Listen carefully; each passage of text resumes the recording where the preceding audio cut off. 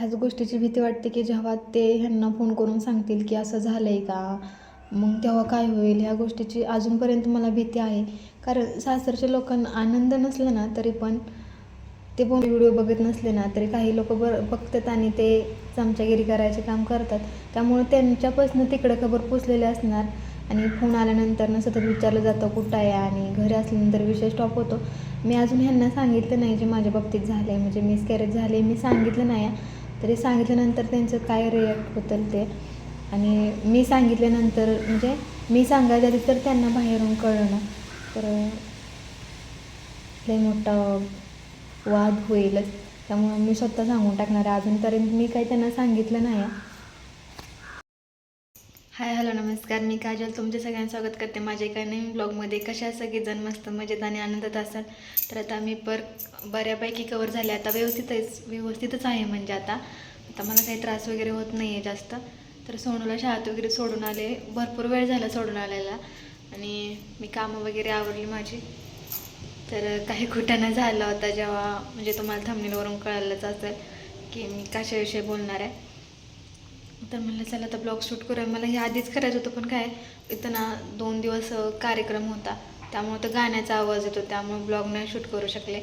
कारण ना यूट्यूबला लई जपून पावलं टाकावे लागते. तर त्यामुळे म्हटलं नको, रिस्क नको. आणि जर काम करताना ब्लॉग घेतला असता, व्हॉइस ओव्हर केलं असतं ना, रात्रीच्या 2 वाजेपर्यंत गाण्याचा धिंगाणा सुरू होता. त्यामुळं मी घेतलंच नाही. म्हणलं नाही टाकलं तरी चालेल, 1-2 दिवस काय नाही फरक पडत.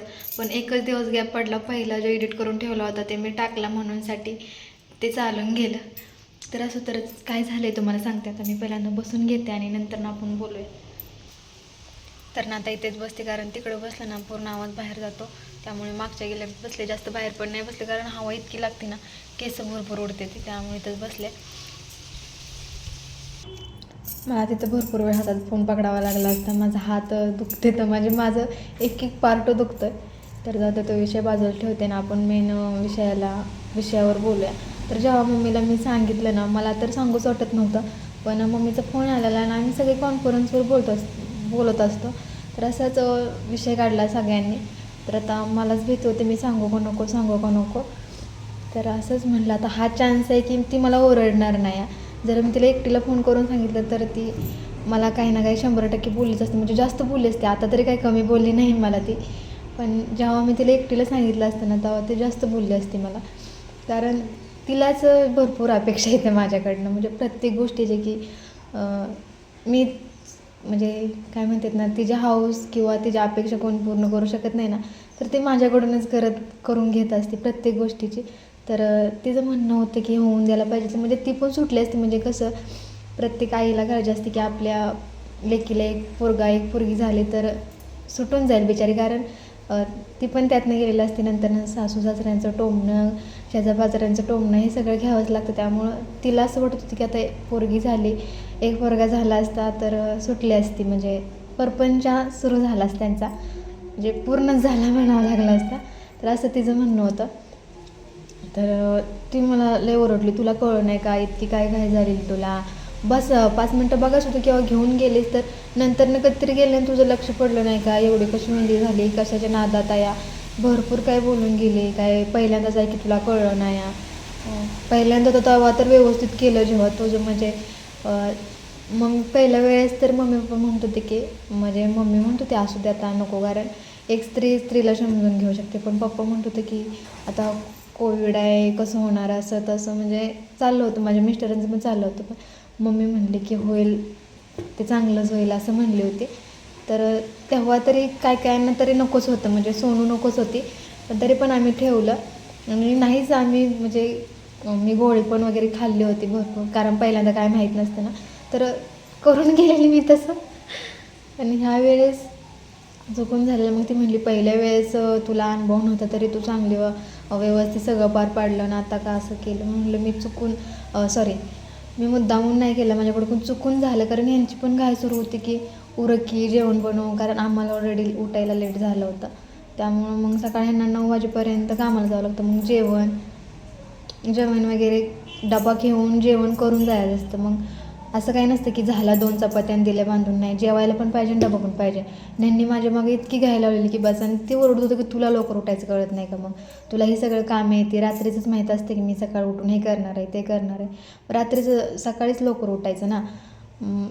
त्यांचा काव नको भेटायसाठी म्हटलं की सकाळ सकाळी वाद नको म्हणूनसाठी मी बघितलं ती पूर्ण संपून गेलं आणि एकच लाल रेष दाखवली, ठेवून दिलं. मी पूर्ण ती मागची उमटोस तोपर्यंत काही थांबलीच नव्हती. तुम्ही बघितलं असाल की ती एकदम छोटं म्हणजे जास्त डार्क उठली नव्हती, अशी फिकट फिकट उठली होती. त्यामुळं ती उठायला किती वेळ लागला असेल तुम्ही विचार करा त्याला. मग ती बघितलंच नाही, मी ठेवून दिलं तसंच. तर त्याच्यावरनं मला सगळ्यांनी सुनावलं, सगळ्यांनी जास्त करून माहेरच्या लोकांना की आहे की असू देत, होऊन जाऊ देत. कारण तिकडे सगळ्यांना ना 2-2 झाली. ते माझ्या नंतर लग्न होऊन पण त्यांना 2-2 झाली. ते तर ती सारखी विचारत असते ती की तिला काय आहे का नाही, तिला काय आहे का नाही म्हणण्यासाठी ती म्हटली जाऊ दे आता, होऊन गेलेलं बरं. सासरच्यांना काही इतकं इंटरेस्ट नाही आहे बरं का. मला सोनूच्या टायमिंगला पण त्यांना काही इंटरेस्ट नव्हता. कारण ऑलरेडी आमच्या घरात 2-3 किंवा 4-5 अशी आहेत पोरं. त्यामुळे त्यांना काही सुखदुःखच नव्हतं की आता आपल्या घरात अजून एक बाळ येणार आहे. उलट त्यांना वाटलं असेल कशाला येणार आहे, अजून एक जबाबदारी, अजून एकाचं भागवा, हे सगळं त्यांच्या डोक्यात चाललं असेल. पण इकडच्या लोकांना काय नाही आहे, ते हाऊस करू शकते ते आणि करतात पण.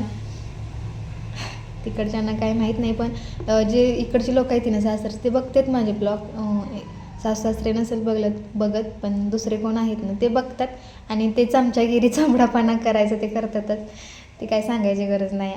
कसं असतं, वाईट गोष्ट लवकर पसरते, चांगली गोष्ट लवकर पसरत नाही ना, तसं आहे. आणि ही गोष्ट घरापर्यंत कधीच कळलं असेल, कारण ब्लॉग सोडून 2-3 दिवस झालं, त्यामुळे घरापर्यंत काय टाईम लागणार नाही. कारण जेव्हा फोन येतो घरून तेव्हा कुठंही असं विचारलं जातं, घरी आहे म्हटल्यानंतर ना विषय स्टॉप होतो. जास्त काही बोललं नाही जात. त्यामुळे समजून जाते की मी कुठंतरी ठिणगी पडलेली आहे आणि वणवा पेटलाच असणार आहे. तर जाऊ देत, मी काय मुद्दामून नाही केलं. त्यांना कसं जरी आता नकोच असणार आहे, इंटरेस्ट तर काही नाही आहे त्यांना की हिला व्हायला पाहिजे किंवा नाही व्हायला पाहिजे. पण आता हे झालेलं जर कळलं ना तर ते असं म्हणणार की तिनं मुद्दाम केला असेल, असं म्हणणार आहे. त्यामुळं एक थोडीशी भीती पण असते की मला असं बोलणार. वाटतं की जाऊ दे, मी केलं नाही ना, म्हणजे देवाला माहिती नाही मी मुद्दाम केलेलं नाही आहे, ते चुकून झालेलं आहे. त्यामुळे मी त्याचा विचार नाही करत बसत. जेव्हा कोण बोलेल तेव्हा मी उत्तर देईल. माझ्या अंगात काहीच गुन्हा नव्हता. कारण ना माझ्या घरच्यांना आधी माहीत नव्हतं मी व्हिडिओ वगैरे काढते. तरी ते जे आमच्या घरातले आहेत, त्यांना मला डायरेक्ट कोणाचं नाव नाही घेत आहेत, ते ढवळाढवळायचं काम करतात, पेटवायचं की. मग घरच्यांना हे सगळं नाही आवडत की व्हिडिओ वगैरे, फोटो काढलासुद्धा नाही आवडत आमच्या घरात सासरे. तर स्वतः तिकडे असले त्यामुळं ते काय गुन्हा उधळते ते इकडं कोणाला माहीत नसतं. ते मग मी तिथं असायची ना कंपल्सरी, म्हणजे सतत डोळ्यासमोर. मी काय करते, मी चुकीचं करतच नव्हते. मी कधी जास्त फोन घेऊन नसायची, व्हिडिओ बनवायची, एडिट करायची आणि अपलोड करून टाकायची. मला नेट काय पुरतच नव्हतं 24 तास मोबाईल घ्यायला. तरी पण की ही करते मोबाईलमध्ये, ही सगळ्यांना दिसतं. ही लई मोठी गोष्ट की सगळ्यांना दिसतं. दिसलं तर दिसलं नाही, ह्यात काय वाईट तर नाही करत ना, दिसू दे ना. की असं आता जाऊ देत, मला त्या गोष्टीवर बोलायचं नाही आहे. पण ही गोष्ट तिकडच्यांना पण कळली आहे. पण कसं स्वतःहून नाही बोलायचं, आमच्या बोलण्याची वाट बघते ते. आणि अजून सांगते मी, अजून मिस्टरांना पण हे सांगितलं नाही आहे. मला सांगायला कसं तरी म्हणजे भीतीच वाटते. कारण ते मला ते म्हणणार की तू का लेट उठलीस, मग तू म्हणली होती ना सकाळी मी टेस्ट करणार आहे, मग तुला सकाळी लवकर उठायचं का कळलं नाही, तू लेट का उठली. आणि त्याच्यावरनं अजून बोलणार की रात्री उशीरपर्यंत फोन घेऊन बसले होते. ह्याच्यावरनं पण लय सुनवणार. त्यामुळे मी त्यांना सांगितलं नाही, वेळ आली का लाडीगोडीनं सांगेन असं ठरवलं आहे. त्यामुळं नको, कारण ना ते बोलून जातं आणि काय शब्द लय मनाला लागतं. म्हणूनसाठी मी अजून त्यांना सांगितलं नाही. अजून मला घरनं त्यांच्या तिकडचं जरी फोन आला ना त्यांना, तसंच काळजात धडधड होतं की ती काय बोलणार आहे, तर कळलं आहे का काय. आणि असं वाटतं की ब्लॉग टाकून म्हणजे व्हिडिओ टाकून चुकी झाली काय माझ्याकडनं, उगाच मी सगळ्यांना गाव जाहीर केलं. पण कसं आहे, खरंच घरातल्यांचं काहीतरी प्रेशर असतं, त्यामुळं भीती तर वाटतेच ना. पण चुकून तर बळानं तर नाही केलं आणि असं कोणीच नाही करत. काय करतं ज्यांना नको असतं ते, पण त्यांना पण नंतर हवं असतं. पण मला तर सगळ्यांनाच पाहिजे होतं. त्यामुळं घरनं फोन आला ना असं वाटतं की ह्यांना जर कळलं तर हे म्हणणार हिनं मला नाही सांगितलं म्हणजे हिनं मुद्दामून केलं आहे का काय, असं पण होऊन जाईल. त्यामुळे मी नाही सांगितलं. लवकरात लवकर सांगणार आहे, बघू आज उद्या सांगून टाकेल. तेव्हा व्हिडिओ शूट नाही करू शकत कारण लय मोठं बवाल होऊन बसेल त्यामुळे. तर असू देत, कसं सांगू काय कळलं नाही, पण सांगेन ह्या 1-2 दिवसात मी सांगून टाकेल. दुसऱ्याकडून कळण्यापेक्षा स्वतः सांगितलेलं बरं वाटेल. कारण ते म्हणणार तू मला काय नाही सांगितलं, मग तू बळून गोळी खाल्ली का, असं थोडी तू बघितलं नसशील.